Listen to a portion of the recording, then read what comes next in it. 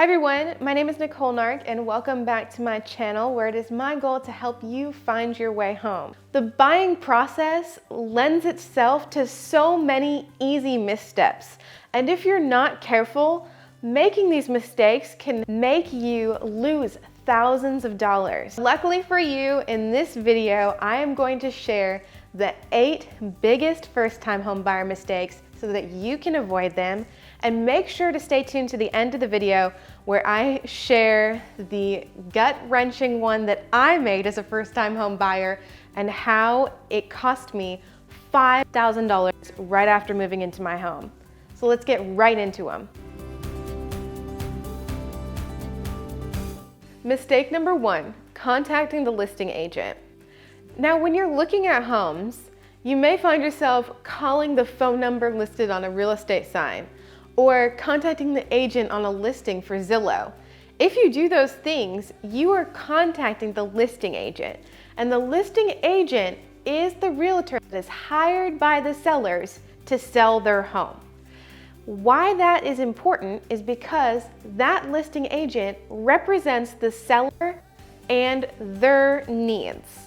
The problem with you contacting them is that this agent is not looking out for your best interests at all. They're trying to get the best deal for their seller.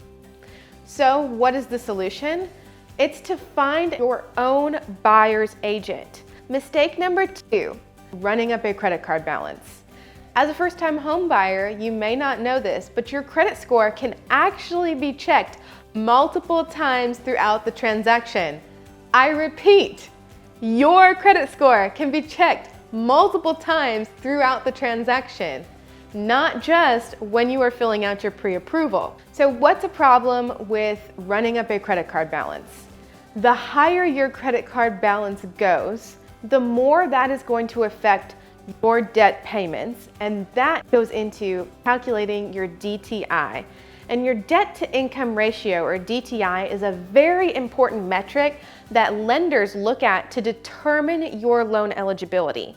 So if you haven't already, make sure to click and watch my debt to income ratio video where I explain how to calculate this on your own, because if yours is too high, that can be detrimental to your home buying process, even if you are already under contract. So what's the solution here?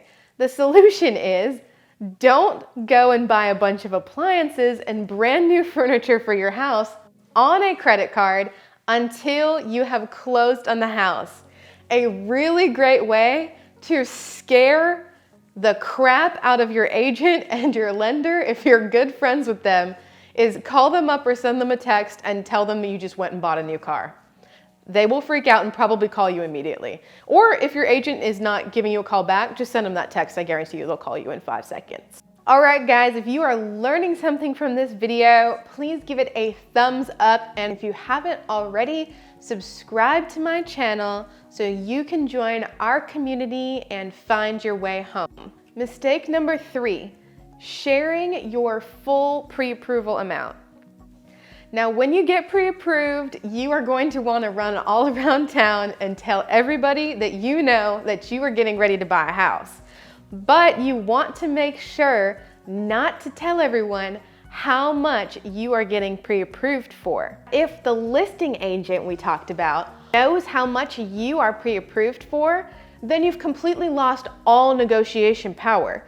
If you make me an offer of $200,000 for my house, which I have listed for $200,000, but you give me a pre-approval letter for $215,000, then I'm probably gonna ask more of you because I know you can afford it, and I'm definitely not gonna let you try to negotiate me on the price. So the solution to this misstep is to be careful who you tell about your pre-approval amount.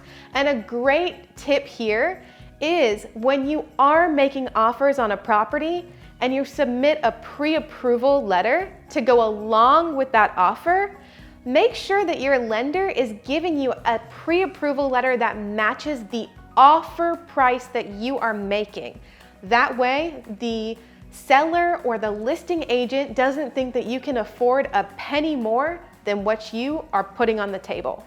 Number 4, mistaking closing costs for being the same as a down payment. Everyone talks about down payment, but nobody's really talking about closing costs. The problem is not knowing about these and not preparing for them. Now the solution is you can definitely be educated on what those closing costs will be ahead of time so that you know how much you actually are going to be bringing to the closing table to buy your house. Additionally, a pro tip here is work with your agent to see if you can negotiate some closing costs into your purchase of the house. Just to give you a ballpark, these closing costs can be an additional 3% of your purchase price. So if you're putting 3.5% down, we're at like 6.5% now.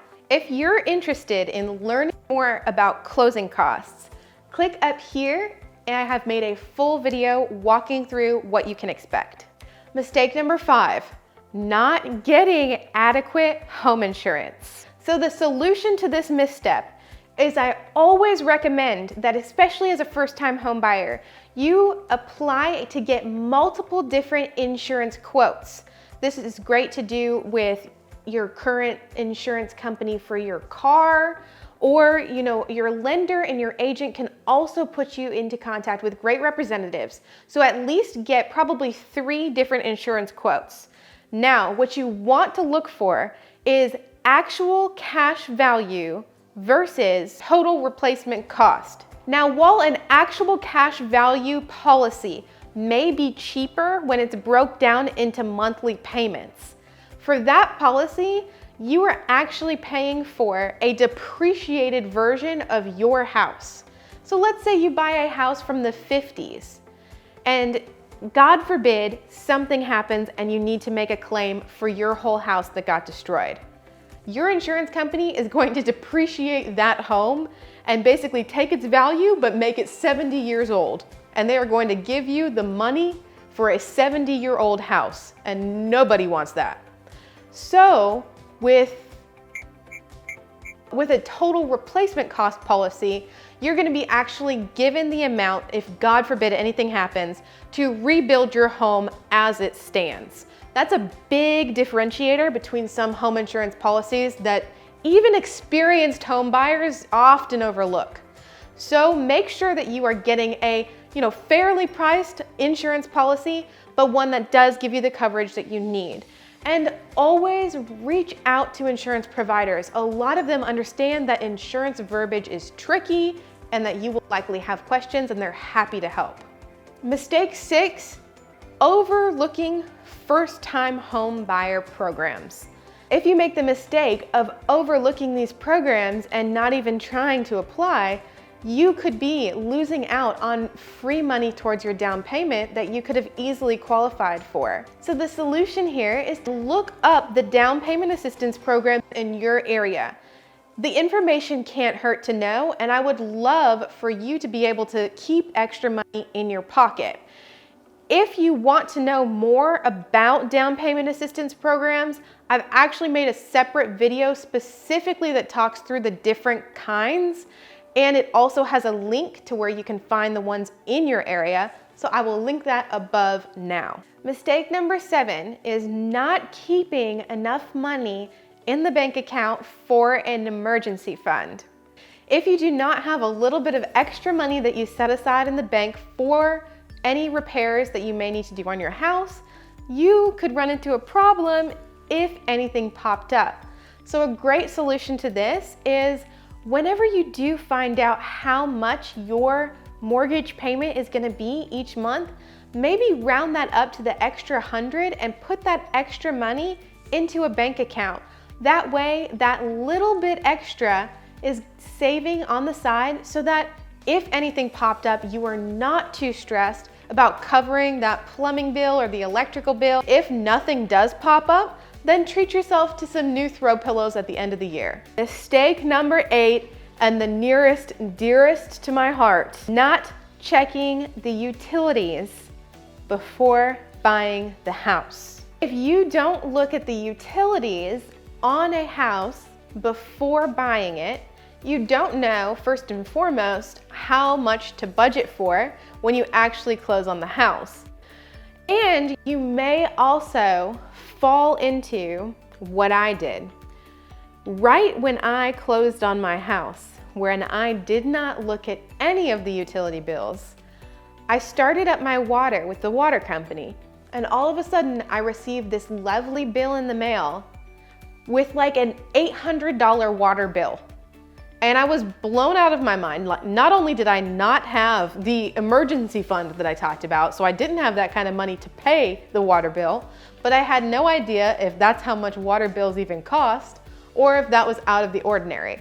So after long phone calls with the water company, it turns out that the water line to my house that goes from the house to the street had basically ruptured.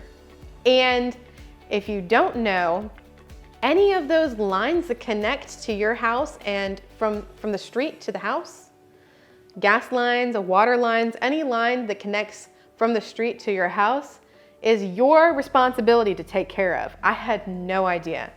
So this water line, which probably was causing the last owner problems, cost me $5,000 as soon as I moved into my new home. Needless to say, I was not a happy first-time home buyer for very long. So the takeaway here is that it's great to request the utilities from the current owner before you buy the house.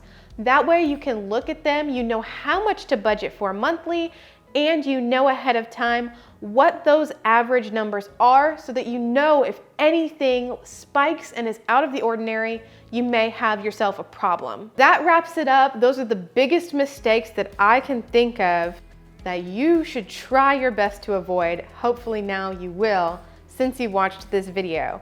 I hope that watching this video has helped you get one step closer to finding your way home. I'll see you in the next video.